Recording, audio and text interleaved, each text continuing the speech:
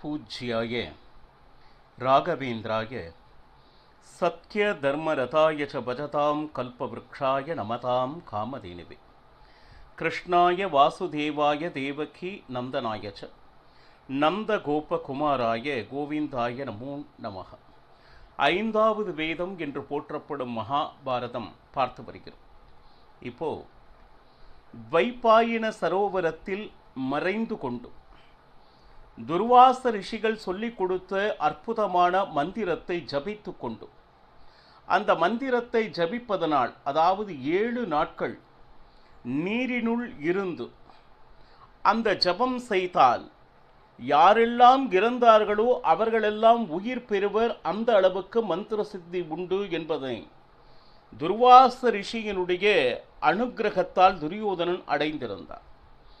அதை செய்து கொண்டிருந்த வேளையிலே துரியோதனன் இருக்கும் இடத்தை வேடர்கள் மூலமாக பாண்டவர்கள் அறிந்து கொண்டு யுத்த ரணாங்கத்தில் தன்னை மறைத்து கொண்டு இப்படி இருப்பது சத்திரியனுக்கு அழகல்ல என்று தர்மராஜன் பலவாறு கேட்க துரியோதனன் வெளிவந்தார். நீங்களெல்லாம் போர் படைகளோடு இருக்கிறீர்கள், நான் தனியாக இருக்கிறேன், எப்படி யுத்தம் செய்வது?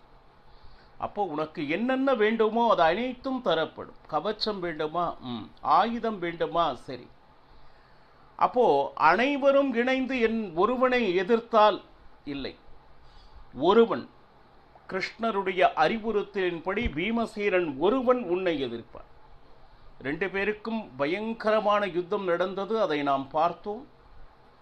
அந்த நாபியின் பின்பகுதி 2 தொடைகள் சேருகின்ற அது தலைப்பகுதி, அந்த இடத்தில் ஓங்கி அடித்ததில் 2 தொடை முறிந்து துரியோதனன் கீழ் விழுந்தார். துரியோதனன் என்னென்னலாம் அதர்மம் செய்தானோ அதையெல்லாம் ஒவ்வொன்றாக ஞாபகப்படுத்தி தன்னுடைய இடது காலை அவனுடைய தலைமேல் வைத்து பாருங்க பீமசேனன் செய்து கொண்டிருந்தான். இதை கொஞ்சமும் பொறுக்கவில்லை பலராமன். அதர்ம மார்க்கத்தில் போர் செய்து துரியோதனனை வீழ்த்தி இருக்கிறாய், இது பலராமனுடைய கூற்று. ஏன்னா இப்ப நாபிக்கு கீழ் அடித்தாரா, நாபிக்கு மேல் அடித்தார்? ஒரு வீடு இருக்குன்னு வைங்க, அந்த நிலவு வாசல் அப்படின்னு சொல்றோம். அதில் ஒரு தீபத்தை ஏற்றி வைத்தால் அந்த தீபமானது வீட்டில் உள் வைக்கப்பட்டதா வெளியே வைக்கப்பட்டிருக்கா? ஏன்னா நிலவு பகுதி அப்படின்னா அதுதான் நுழைவாயில் இல்லையா? அப்ப இது உள்ளையா வெளியா அப்படிங்கிற ஒரு சர்ச்சை. பலராமன் என்ன செய்யறான், அந்த நாபி பகுதியை நீ நிச்சயமாக அடிக்கக்கூடாது என்பது பலராமனுடைய வாதம். ஆனால் பகவான் கிருஷ்ணனோ நாபியையும் சேர்த்து அதற்கு கீழே தான் அடிக்கக்கூடாதே தவிர நாபி பகுதியையோ அதன் பின்பகுதியையோ அடிக்கக்கூடாது என்கின்ற தர்மம் இல்லை. இது பகவான் கிருஷ்ணனுடைய வாதம். இதனால் கோபமடைந்து தன்னுடைய ஆயுதமான கலப்பையை எடுத்துக்கொண்டு பீமசேனனை நோக்கி பலராமன் யுத்தம் செய்யும் அளவிற்கு கோபத்தோடு வந்து கொண்டிருந்தார். பீமசேனன் இதை கண்டு எந்த விதமான என்ன சொல்லுது மௌனியாக இருந்தான், எந்த பதிலும் பேசவில்லை. அது மட்டுமா அப்படின்னா பாண்டவர்கள் கூட யார் ஒருவரும் எதுவுமே பேசவில்லை.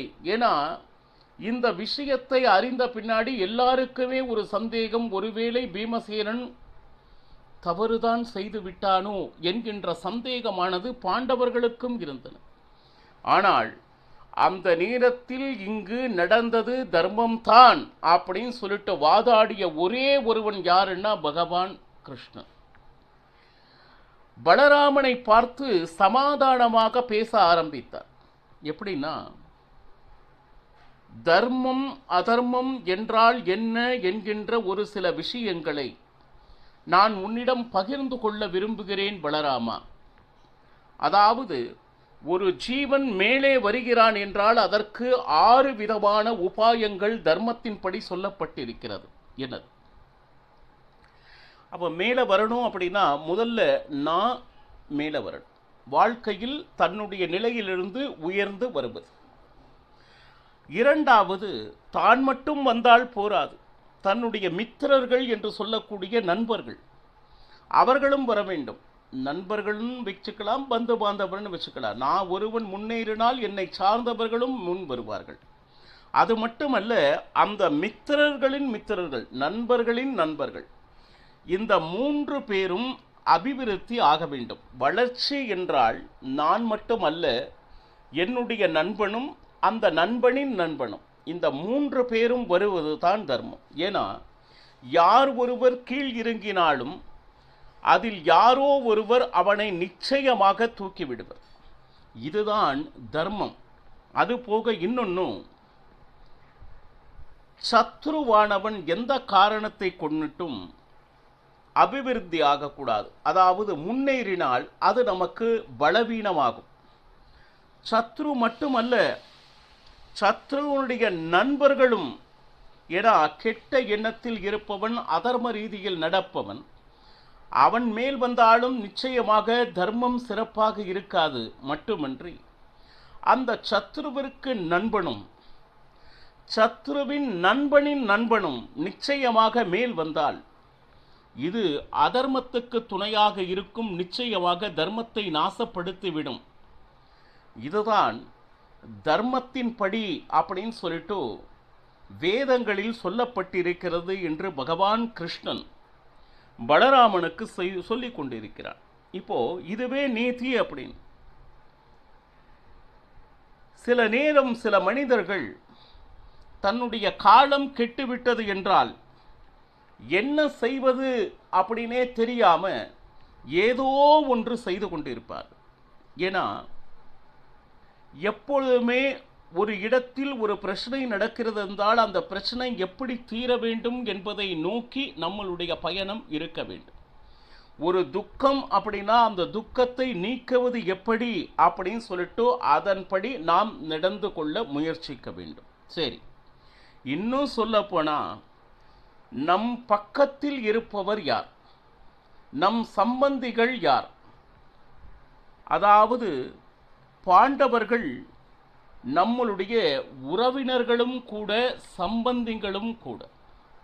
ஏன்னா என்னுடைய தங்கையை அர்ஜுனன் மணந்திருக்கிறான், நியாயமாக பார்த்தால் பாண்டவனுடைய சம்பந்தி ஆகிறேன். குந்தியை வைத்து பார்த்தால் இன்னும் உறவினர் ஆகிறேன். அப்போ இப்போ பாண்டவர்களை மிக மிக மிக கஷ்டத்துக்கு உள்ளாக்கி இருக்கின்றனர் அவருடைய சத்துருக்களாக இருக்கக்கூடிய கௌரவர்கள். ஆனால் இவர்கள் நல்லவர்களா என்றால் தர்மத்தின்படி நடப்பவர்களாகவும் இருக்கிறார்கள் பாண்டவர்கள்.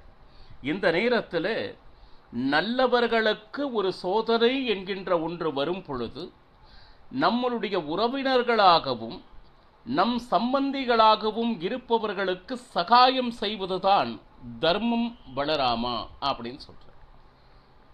பாருங்க, பாண்டவர் பக்கம் நான் ஏன் சகாயம் செய்ய வேண்டும் என்பதனுடைய விளக்கத்தை பலராமனுக்கு வேதங்களில் என்ன என்ன சொல்லி இருக்கிறதோ அதையெல்லாம் எடுத்து காட்டி சற்றும் கோபமிராது பலராமனுக்கு சாத்வீகமாக புரிய வைக்க முயற்சித்து கொண்டிருக்கிறார்.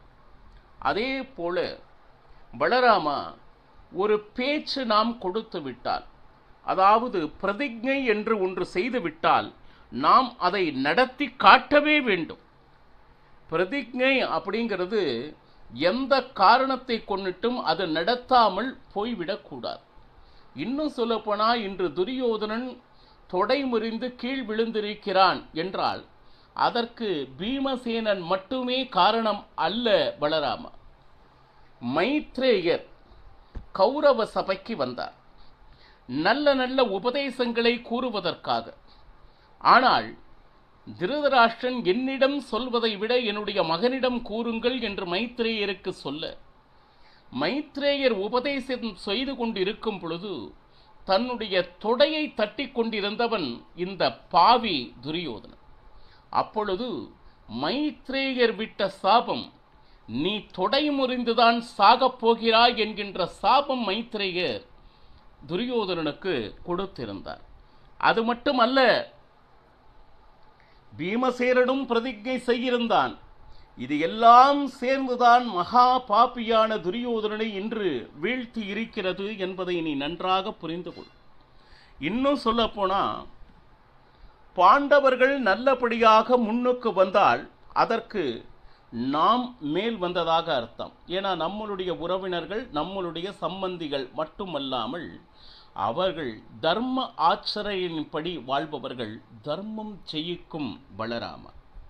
அது மட்டும் பாருங்க, பலராமன் இவ்வளவு சொல்லியும் இந்த தர்மம் அதர்மம் இதெல்லாம் பாருங்க, இதையெல்லாம் சொல்லி கொண்டிருந்து அதையே ரொம்ப சிரவணம் செய்தான் அப்படின்னு சொல்ல முடியாது. ஏன்னா பலவிதமான விஷயத்தை பலராமன் இப்போ இன்னொரு விஷயம் சொல்ல, தர்மம் அர்த்தம் காமம் அப்படின்னு 3 விஷயங்கள் இருக்கிறது கிருஷ்ணா, உனக்கு தெரியுமா அப்படின்னு பலராமன் கிருஷ்ணனை பார்த்து சொன்ன. அவன் சொன்ன எந்த ஒரு தர்மத்தையும் செவி கொடுத்தும் கேட்கவில்லை, அதை ஏற்றுக்கொள்ளவும் தயாராக இல்லை.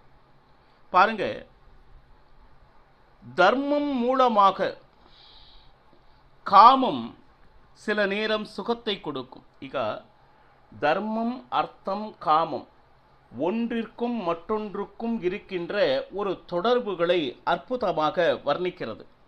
இதை பார்த்தீங்கன்னா நிறைய விஷயங்களை இந்த இடத்துல சொல்றார்.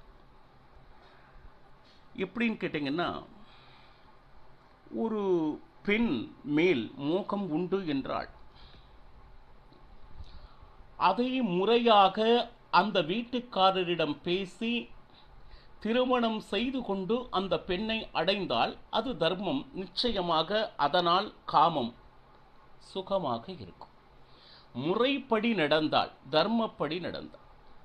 ஆனால் தர்மத்தில் நடப்பதனால் காமமும் நமக்கு கிடைக்காமல் அர்த்தமும் நமக்கு கிடைக்காமல் போய்விடும் சில நேரம். என்னதுன்னா, சதா சர்வ காலமும் 24 மணி நேரமும் நான் இறைவனுடைய பூஜை என்று நான் இருக்கிறேன் வச்சா தர்மப்படி வாழ்கிறேன். ஆனால் அந்த குடும்பத்தை யார் நகர்த்துவது? வெளியே சென்று சம்பாதித்தால் தானே அந்த குடும்பத்தை நடத்த முடியும் என்கின்ற ஒரு நிலை இருக்கும் பொழுது, சதா சர்வ காலமும் இறைவனுடைய சிந்தையிலேயே இருக்கிறேன் என்றால் தர்மம் அர்த்தத்திற்கும் காமத்திற்கும் வழிவகுக்காமல் போகின்றது இல்லையா?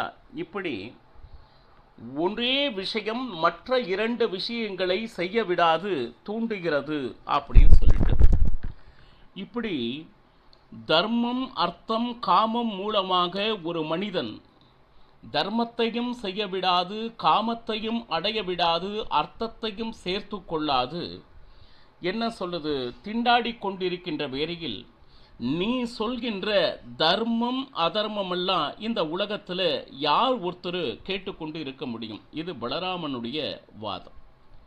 பாரு, இன்னும் சொல்ல போனா துரியோதனன் ஏனோ ரொம்ப தர்மாத்மா மாதிரி பேசிக்கொண்டிருக்கிறாயே பலராமா. பீமசேனன் கதா யுத்தம் செய்யும் பொழுது தலை கீழாக அவன் குதித்தான் என்று பார்த்தோம். அதாவது தரையிலிருந்து தன்னுடைய மாயா வித்தியை பிரயோகித்து குதித்தது மட்டுமல்லாமல் தலைகீழாக குதிக்க தொடங்கினான். முதலில் கதா யுத்தத்தின் தர்மத்தை மீறியது யார்? நினைத்துப்பார். மீறியவன் துரியோதனனே. இன்னும் சொல்ல போனால் எந்த காரணத்தை கொண்டும் நாபிக்கு பின்புறம் அடித்தது எந்த வகையிலும் அதர்மம் ஆக முடியாது, அது தர்மமே. சரி, இவ்வளவு தர்மத்தின்படி ஒரு மகா புண்ணியசாலியை பற்றியா நீ பேசிக் கொண்டிருக்கிறாய்? அப்போ நான் சில விஷயங்களை உன்னிடம் முன்வைக்கிறேன், இது தர்மமா என்று கூறு.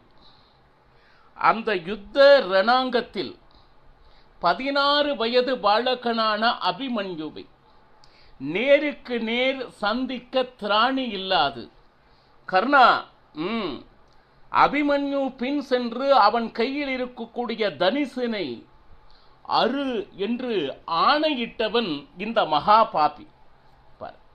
துரியோதனனுடைய ஆணைக்கு இணங்க கர்ணன் அபிமன்யுவின் பின் சென்று அவனுடைய தனுசை முறித்தவன். இப்படி அதர்மத்தின் ஸ்வரூபமாக இருக்கக்கூடிய இந்த பாப்பிக்காகவா நீ பரிந்துரைத்து பேச வந்திருக்கிறாய்? அது மட்டுமா அப்படின்னு பார்த்தா சரி, 18 தனம் யுத்தம் இவன் செய்ததில் எவ்வளவு தூரம் அவன் தர்மத்தை கடைபிடித்தான் பாரு. 13 வருடங்களுக்கு முன் பீமசேனன் இவன் தொடை முறித்து கொள்வேன் என்கின்ற பிரதிஜையை செய்திருந்தான். நியாயமாக பார்த்தால் அந்த 13 வருடம் காத்திருந்தான் என்றுதான் சொல்ல வேண்டும். அப்போ இந்த தொடையை முறிந்து நிச்சயமாக அவன் கொள்வான் என்கின்ற நம்பிக்கை அவன் இருந்திருந்தால் நிச்சயமாக துரியோதனன் என்ன செய்திருக்க வேண்டும் என்றால் பீமசேனனோடு சமாதானமாக்கி போயிருக்க வேண்டும். ஆனால் அதற்கு உண்டான பலவிதமான சந்தர்ப்பங்களை பாண்டவர்கள் கொடுத்தும், ஏன் நானே நேரடியாக அவனிடம் அந்த சந்தர்ப்பத்தை கொடுத்தும் அந்த சந்தர்ப்பத்தை பயன்படுத்த தெரியாத மகா பாபி இப்பொழுது விழுந்திருக்கிறான். இவனுக்காகவா நீ பரிந்துரைத்து பேசிக்கொண்டிருக்கிறாய்? இப்படி பல கேள்விகளை பகவான் கிருஷ்ணன் பலராமனிடம் அடுக்கிக் கொண்டே போகிறான். மேலும் என்ன நடந்தது என்பதனை நாளையும் பருகலாம். சர்வம் ஸ்ரீ கிருஷ்ணார்ப்பணமஸ்து. ஹரே ஸ்ரீனிவாச.